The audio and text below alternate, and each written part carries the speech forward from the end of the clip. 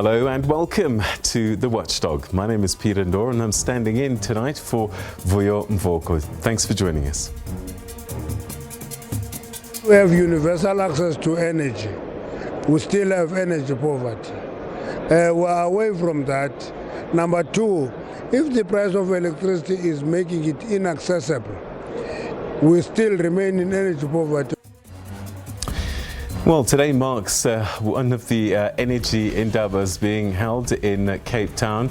On the show tonight, we'll be focusing on energy as the NERSA approves a 9% tariff increase for Eskom and the petrol price shoots up to record highs. The Watchdogs begins right now.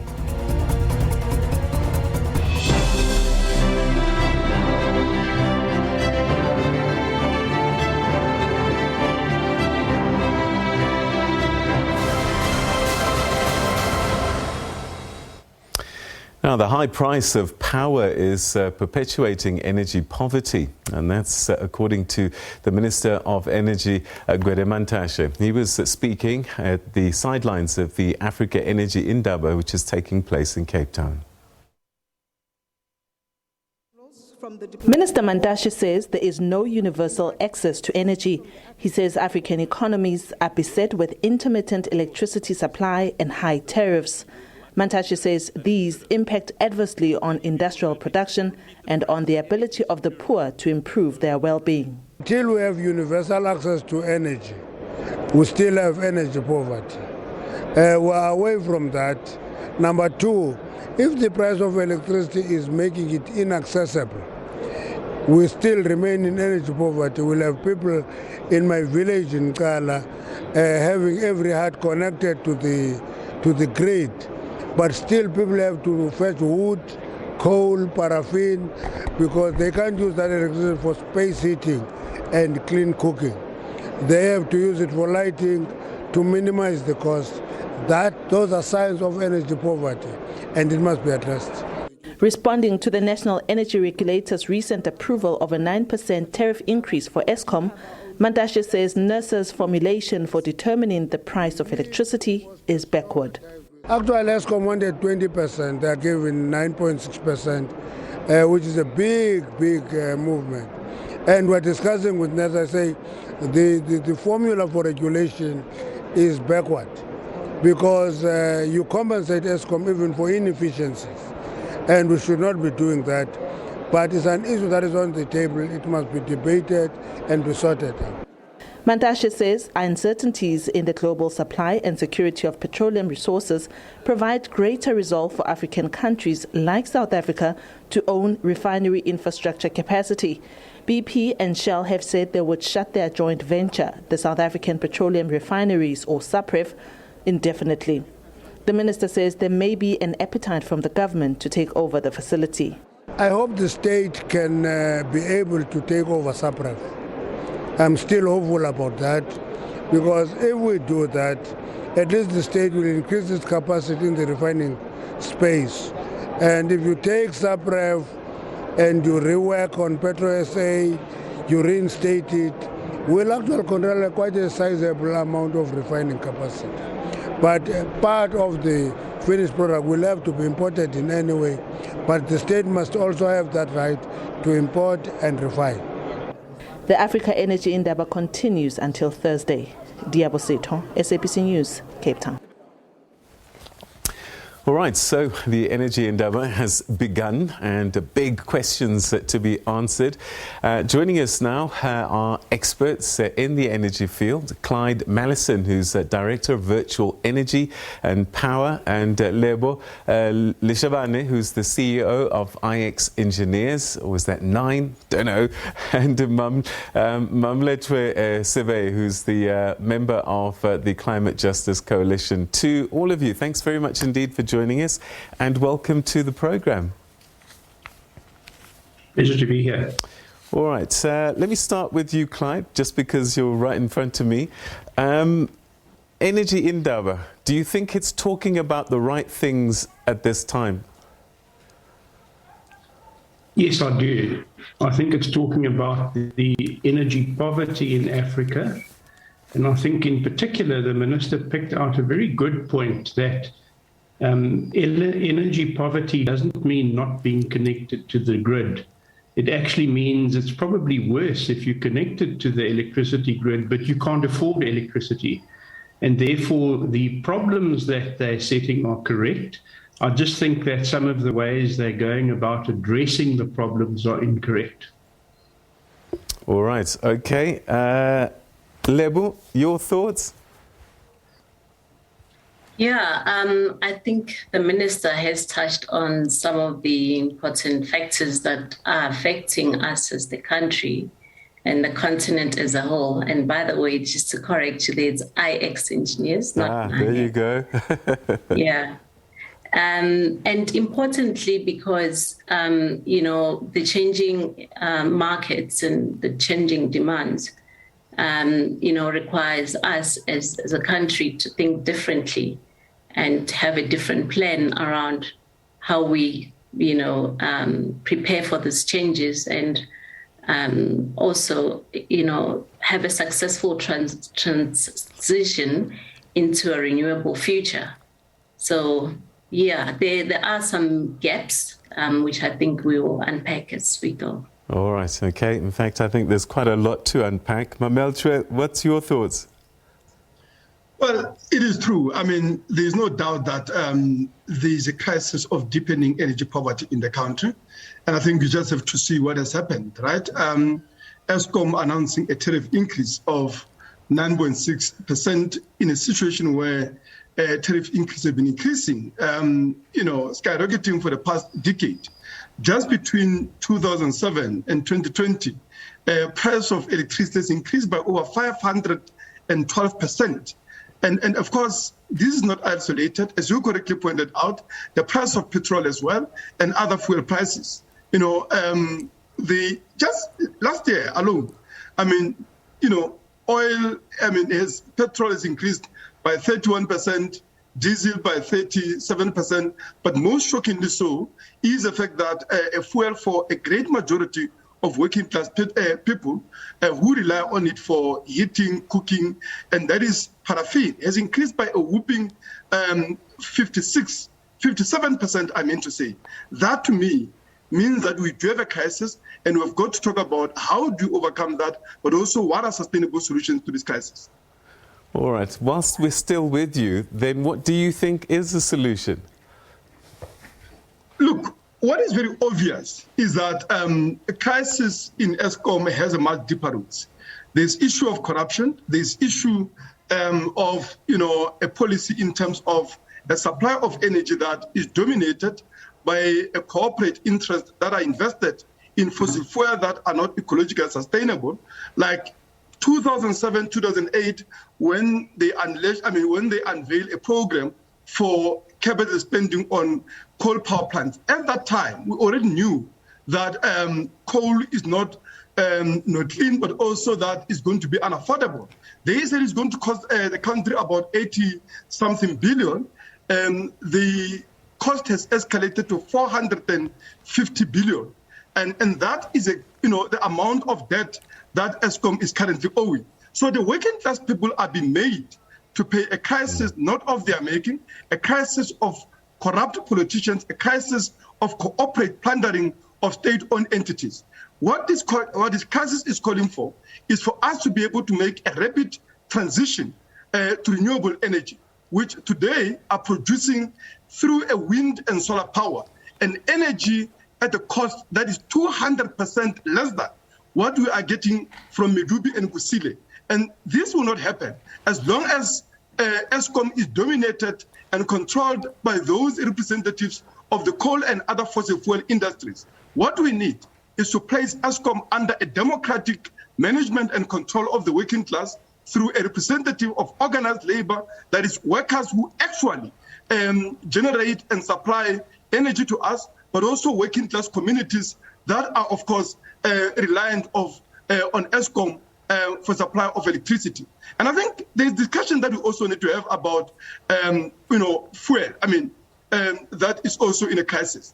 The government is pursuing a program, a policy of import parity pricing that is obviously predicated on supporting Sasol to continue to make super profits because they charge us for petrol that they've generated here at Sasolburg, the same way that we get from a petrol that is imported from Nigeria, from all over the world.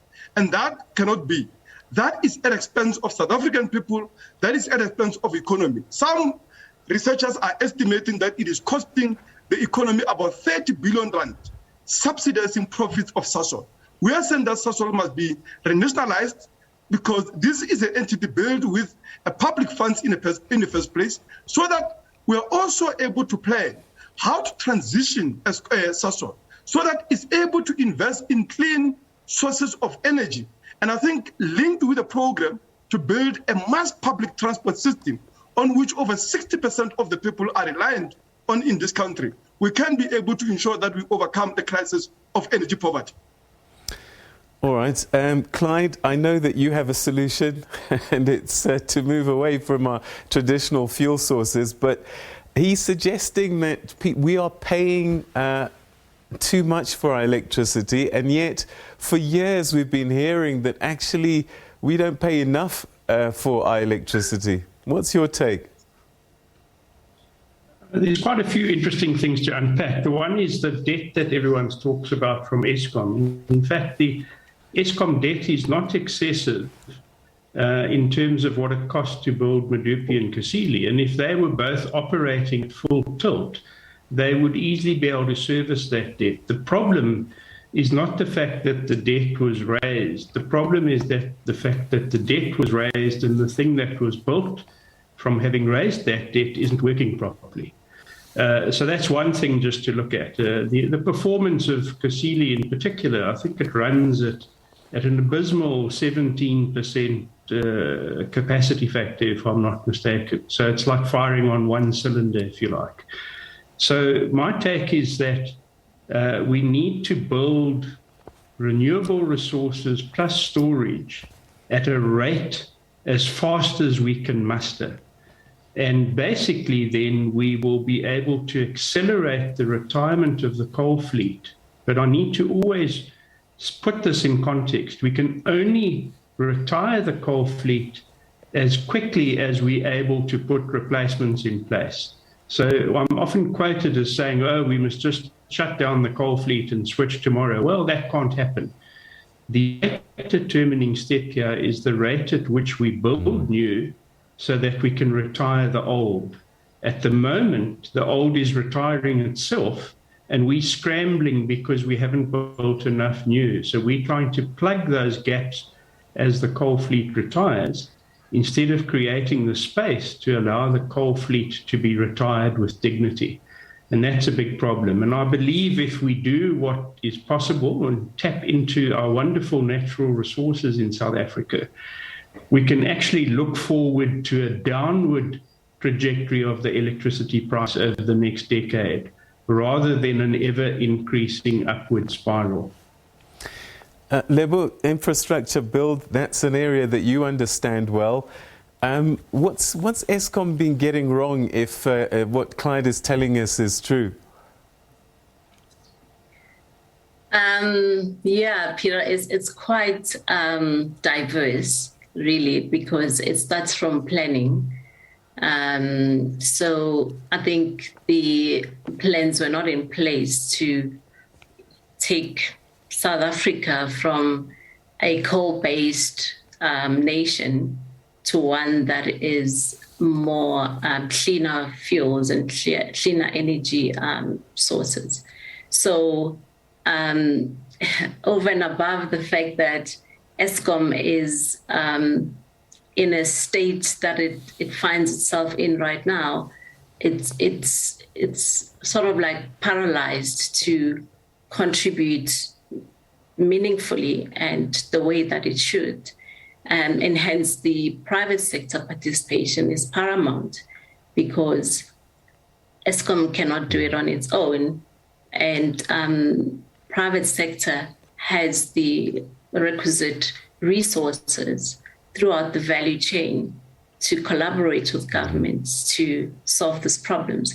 So The Eskom challenge is it's quite a long shot away from solving, because it's a massive challenge. I understand that, yes, because of a number of issues, then mainly the inefficiencies in the systems affecting the productivity of Eskom, we need to start focusing on solutions that will drive change. And if you look at where we're going in terms of the just energy transition, that needs to be done in such a way that it's balanced in its form, because as much as South Africa is determined towards transitioning into renewable energy sources, we need to make sure that we are reskilling our people, firstly. Secondly, we're creating new skills, because there are a number of gaps in the country around skills within the renewable energy value chain, and we continuously relying on external sources, including the technologies that we utilize. And that needs to be an intentional plan by South Africa to make sure that we start decreasing our reliance on the rest of the world, especially on the technology and the implementation of this project. One factor that we also touched on now is the issue of storage. Storage remains paramount, because we cannot have a successful transition if we don't have the storage capacity we need to make sure that we can still generate renewable energy during nighttime and during bad weather days. So that whole value system is important, that as government and as it moves towards partnering with private sector, and I think that partnership is where the issue is. The approach that government is currently adopting in bringing the private sector on board, especially the local private sector, it's not based on what the local expertise are. Therefore, there is minimal empowerment, because there is lack of understanding of what is currently available in South Africa and how to make sure that the South Africans are empowered to participate in this transition in a huge way. So that's where we need to get it right, Peter. We need to make sure that we understand what we need to empower our own people. Yes, we still need the rest of the world, but let's make sure that we understand what it needs to empower local South Africans, both skills-wise and in terms of participation in ownership of these energy plants and the development thereof, so that there is an equitable participation in our country. Okay, I think in part you've answered my next question, and the Minister talks about another challenge is that of inadequate infrastructure to generate and transmit energy. 28 years later, how can the Minister be saying that? Yeah, so infrastructure challenges are not new to this country. We've been talking or complaining about the energy infrastructure inadequacy for the last 10 years. But what has improved since then? You look at the entire infrastructure, the whole spectrum of infrastructure.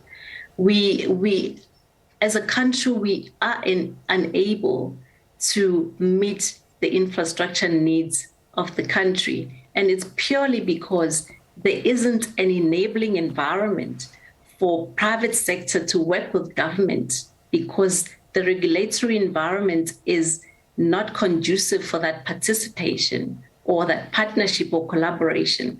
So for as long as that is not solved, we'll continue, even in the next 28 years, complain about the same problem, because the backlog will continue to grow and grow until such time that we get this collaboration between private sector seamless and easy for private sector to participate, because right now, yes, government has intentions, but there isn't the regulation to enable that collaboration. So we remain in a dead zone, because those agreements cannot be easily concluded without policy being in place to ensure that that partnership is seamless. So the focus right now should really be about how we make private sector participation seamless and easy for them to participate, so that we can stop talking about backlogs and infrastructure challenges in the next 28 years.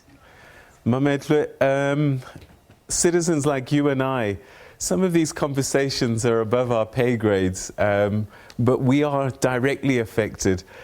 How do we participate in these conversations and make sure that our interests are taken to heart? Well, firstly, we must understand it, that government is trying to sneak the program for privatization of energy, taking advantage of the crisis that they've created in Eskom. The crisis that emanate firstly from the intent to privatize Eskom when they refuse to invest in its capacity in time, in order not to burden it with debt, so that they can be able to sell it to the market.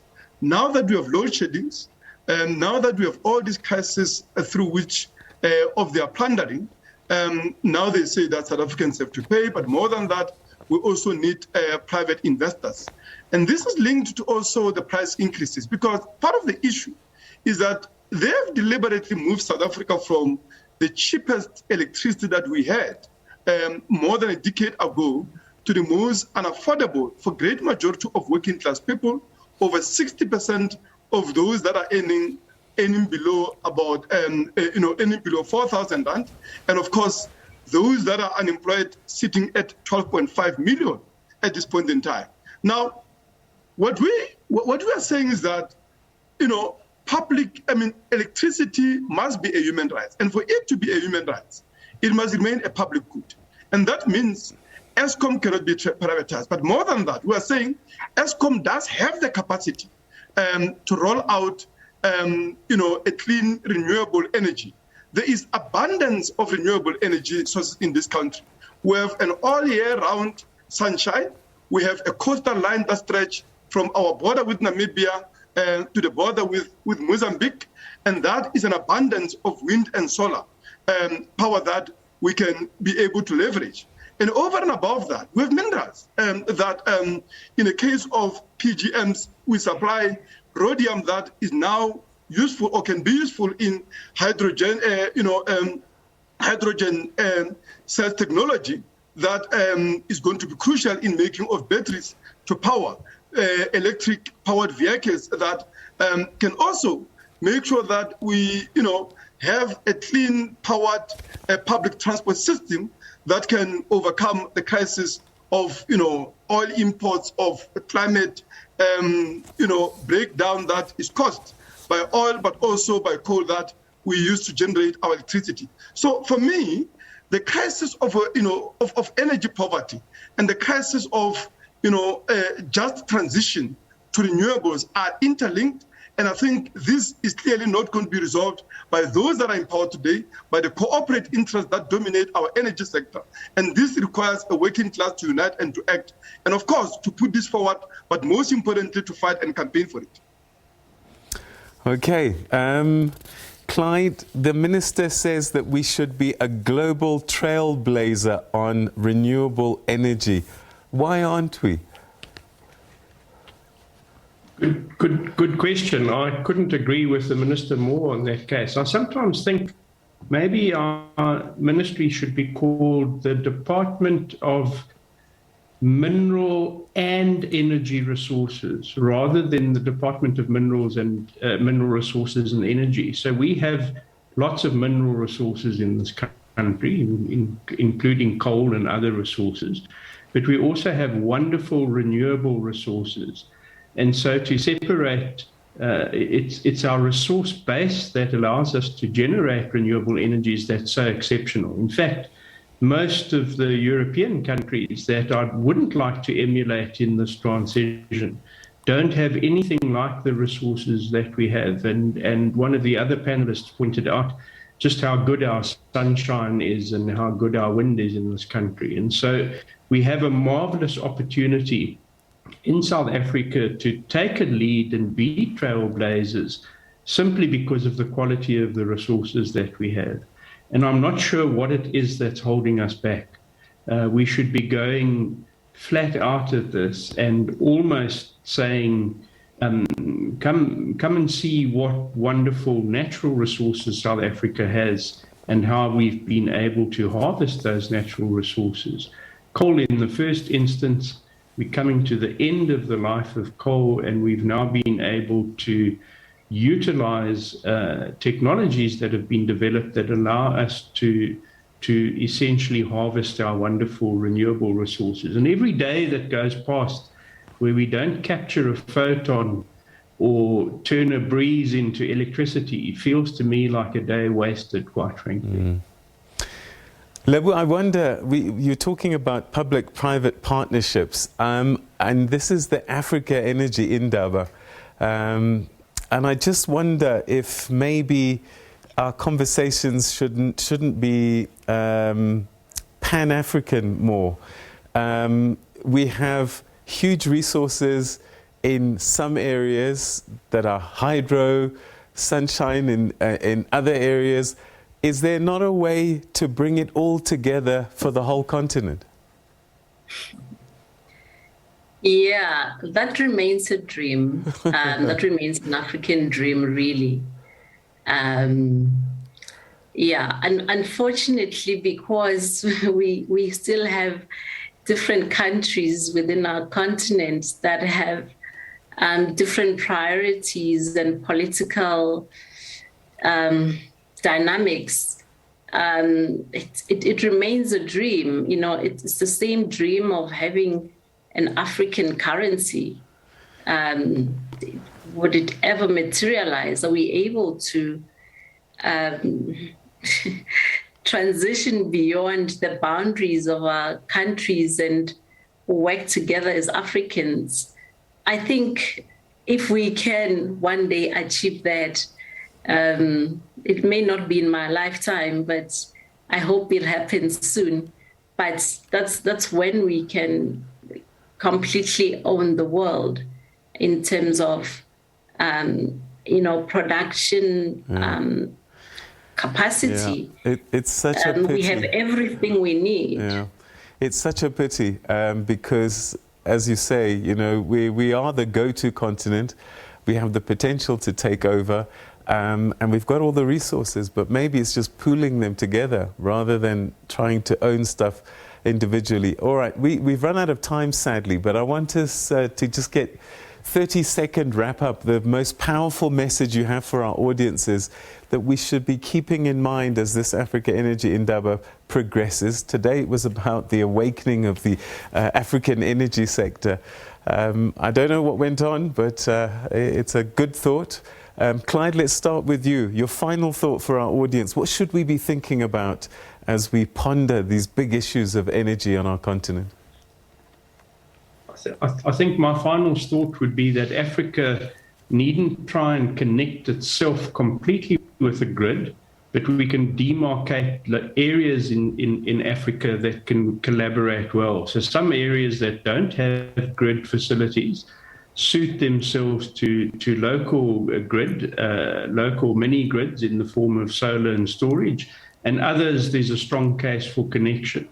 And so I think that endowed with the renewable resources that we have as Africa, we can use what's already in place and augment that. And in countries where there's energy poverty still, we can leapfrog landline type grids into a sort of a cell phone type of mini grid scenario with renewable resources.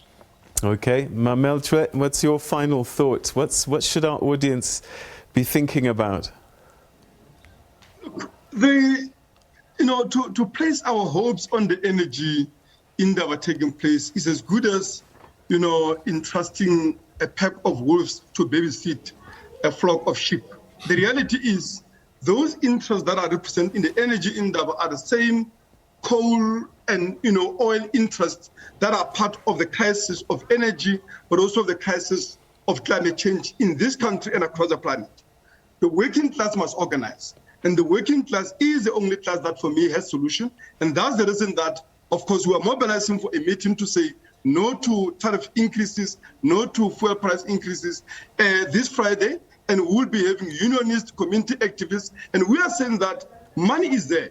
The 250 billion that government is going to be bailing out Eskom with, in addition, of course, to a lot of profits that have been made. I mean, Sasol last year increased its earnings by 100%, and these are resources that we can be able to mobilize to invest in job creating programs, to roll out infrastructure for renewables, to make sure that infrastructure, is maintained, but also just to make sure that we begin to make headways on crisis of unemployment and poverty.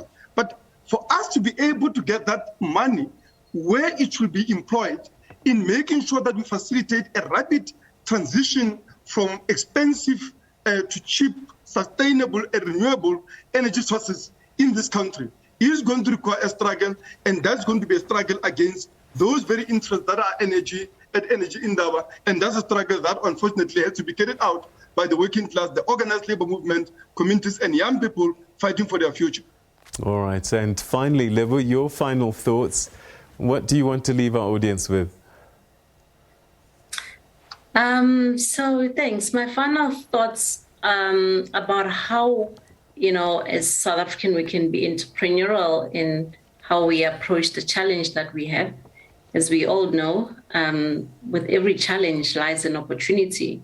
So I think as South Africans, let's start thinking and coming up with creative solutions to the challenges that we have throughout the energy value chain, from energy generation, transmission and distribution.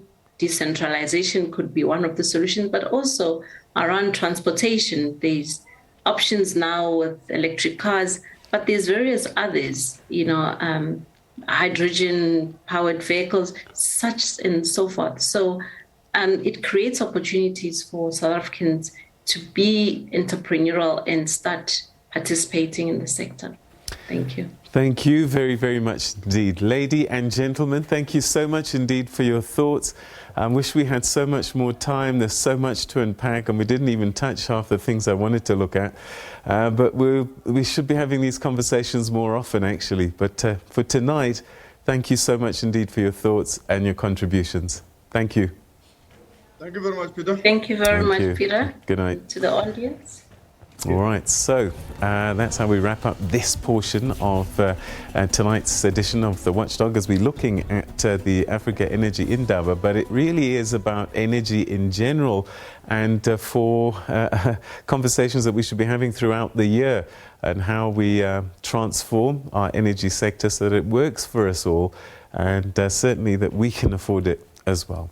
Now, in related news, Minister Gwede Mantashe says that he's in discussion with the Finance Minister about the composition of the fuel price. From midnight, inland motorists will pay 20 Rand 46 cents for a litre of petrol, whilst those on the coast, well, they'll be paying 20 Rand 88 cents a litre. Mantashe was speaking to the SABC News on the sidelines of the Africa Energy Indaba.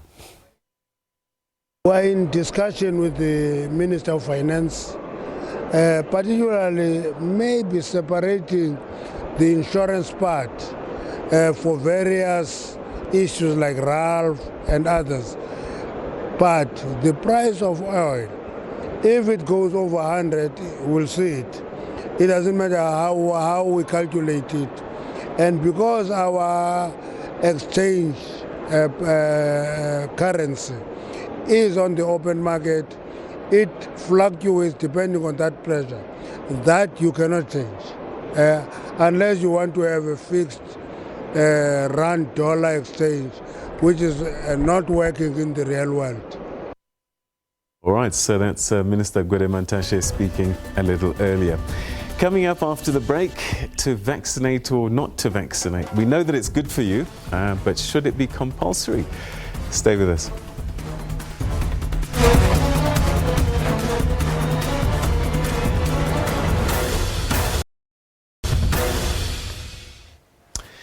Welcome back. You're watching The Watchdog. Now, March marks Human Rights Month, and tonight on the program we revisit conversations around mandatory vaccinations and the impact that would have on human rights. According to the SAHRC, a general law compelling South Africans to get vaccinated would be constitutionally sound under the right circumstances. However, the Commission has also called on the government to explore all options to encourage voluntary vaccination first. And there's been extensive public debate about mandatory vaccination, with some businesses stating that they are likely to deny services to those who aren't vaccinated. That said, the South African Human Rights Commission has stated that a general law mandating COVID-19 vaccination in South Africa would not necessarily be a human rights infringement. Well, to discuss this, we're now joined by Dr. Busi Kabane, who's a part of the Kiredi vaccination campaign, and Reverend Mzwandile Molo, who's the Director of Church Liaison and Community Empowerment for South African Council of Churches. Reverend, let me start with you. What's your take on this vaccination story? What we know for certain is that those that are vaccinated are not going to hospital sick and are likely to die. Thank you very much, Peter. Good evening to you and the viewers. The South African Council of Churches has decided to allow itself to be influenced firstly by science and by theology in its pursuit to respond to the big questions that face our country around issues of vaccination. And because we have taken that, we have come to understand that vaccinations are safe, vaccinations are useful in their ability to mitigate the worst of the infection when it comes and if it comes, and indeed minimizes the potential for death. And because of that understanding, we believe in a God who is a God of life. And we therefore have taken the stance through our campaign called Vaccination to work with our churches, to encourage our churches, telling them that vaccination is the best weapon we have, not only to defeat the virus itself and therefore go back to some kind of normalcy, but to have the ability to go back and live our lives productively with the idea that we are as safe as we can be. That's the first commitment we have, Peter, in this idea.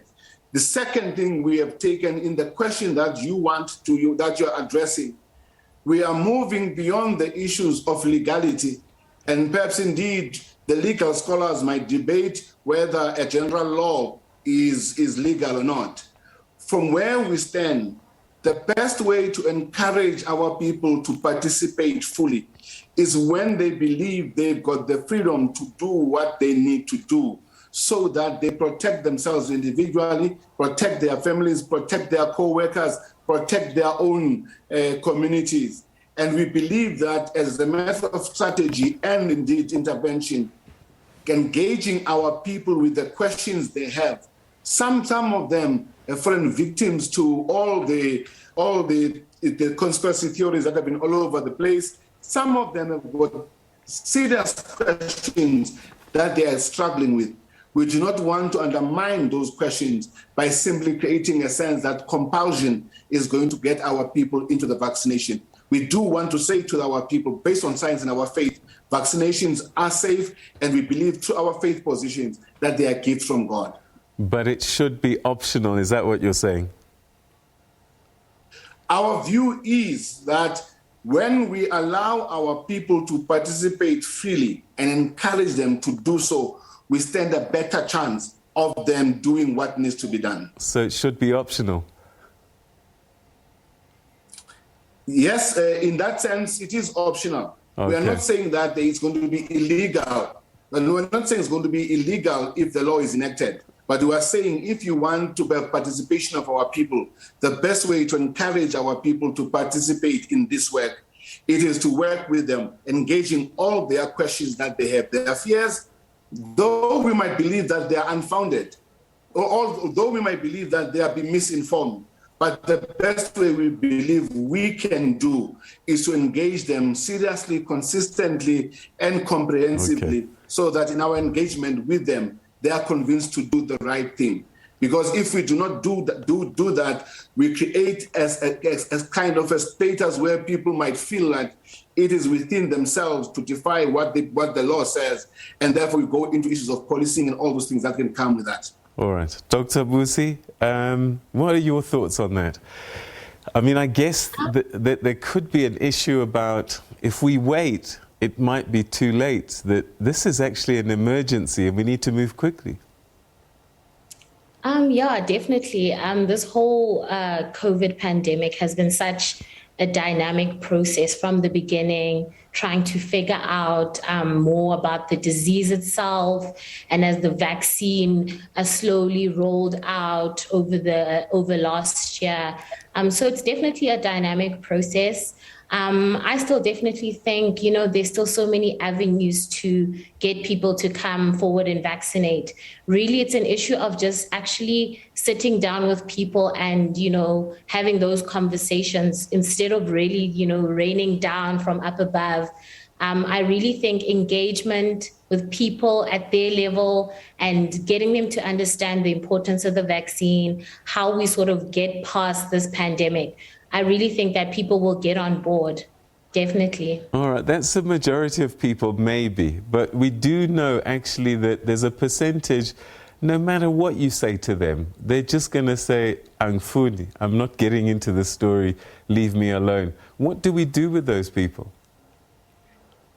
So definitely, I'm working as part of the DGMT group, and they've done a lot of research in conjunction with UJ, and they've done surveys to see sort of who are the staunch anti-vaxxers and who are the people who are actually willing to be convinced, or people who haven't come forward to vaccinate for everyday nitty-gritty reasons, such as not having time, not having transport, not having information. And really that research showed that the majority of people are actually part of that group who would be willing to come forward if their issues are resolved. That other group is actually a lot smaller than we think. So there's lots of space to actually engage communities, engage young people, give them the resources, bring the vaccines closer to them, where they are, where they live, where they work. I think that is going to already bring us way over the line and closer to this quote unquote herd immunity that we're trying to gun for. All right. Okay. So, Reverend, what do we do with that small percentage? I mean, if this was polio, we wouldn't even be having this conversation, because we'd say every single person, no question, must be vaccinated, end of story. Peter, I understand the temptation to simply put out a law that we say we compel everybody to do what we want to do. What that will do, that's why we believe that we need to work with people, and I agree with the doctor. We have been part in the SABC of a campaign called Vaccination campaign.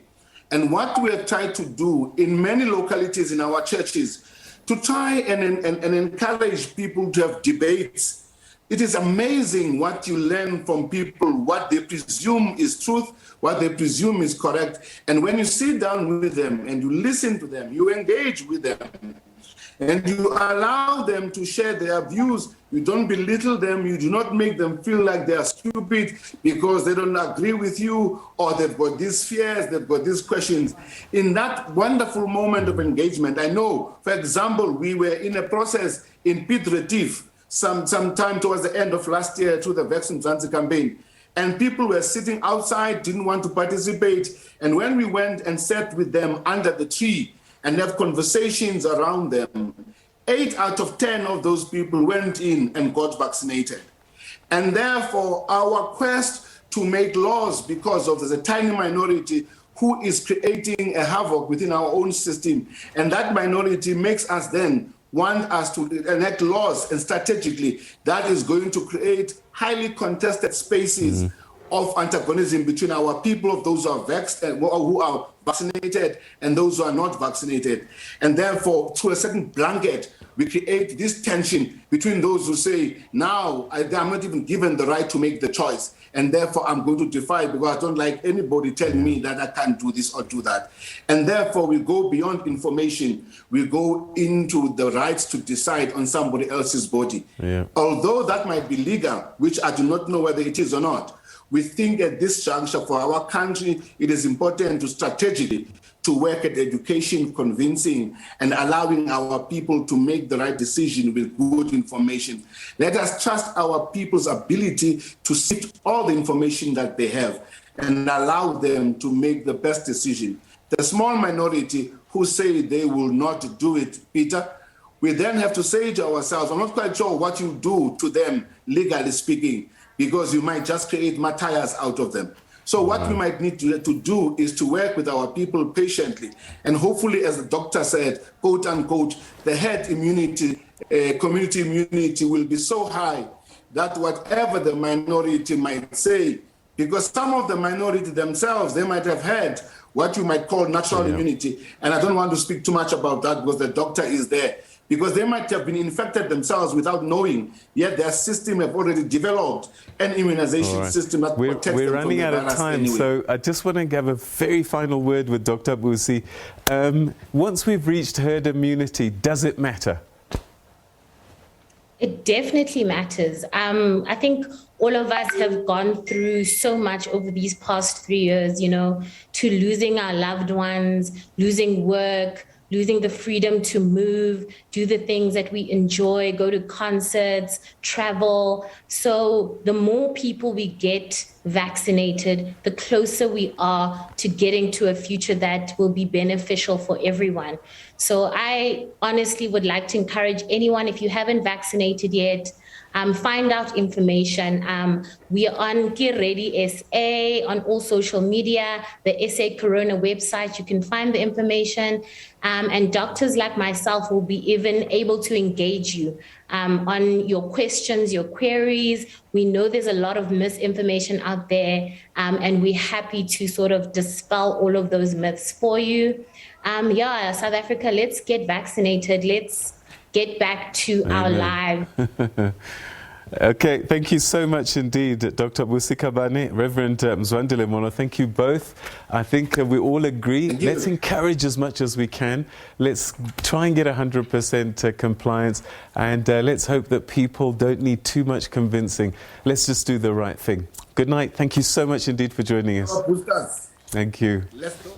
All right. Now, the presidency has formally received the third and last volume of the state capture report. President Cyril Ramaphosa has already received the first two parts of the report. Now, the first two reports dealt with the South African Revenue Service, SAA, and the Gupta-linked New Age newspaper evidence. The report has been published on the presidency's website, and the SABC will be tracking this story and bring you reaction and updates as details contained in the report continue to be made public.